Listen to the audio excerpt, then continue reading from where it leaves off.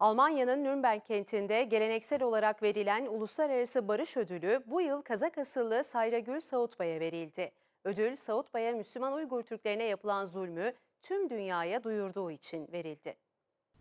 Çok kılmışsın Doğu Moyni'daki Türkistan'da cezaklı. Müslüman Uygur Türklerine Ceza. yapılan Her zulüm ve günü ceza. soykırımı dünyaya Çok duyuran kılmışı var koyun. Sayragül O Sautbay'a artık Nürnberg Uluslararası İnsan Hakları Ödülü verildi.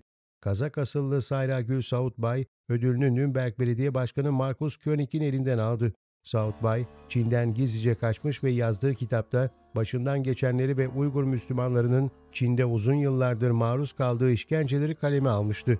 Sautbay kitabında toplama kamplarında tutulan milyonlarca Uygur Türk'ünden haber alınamadığını, Çin hükümetinin aşırılık bahanesiyle Müslüman Uygurlara karşı sert asimilasyon politikaları uyguladığını ve Çin'de okullarda Müslüman öğrencilere zorla domuz eti yedirildiğini kaleme almıştı. Açık havada düzenlenen ve binlerce kişinin katıldığı törene Almanya'daki Türk sivil toplum kuruluşları da yoğun katılım gösterdi.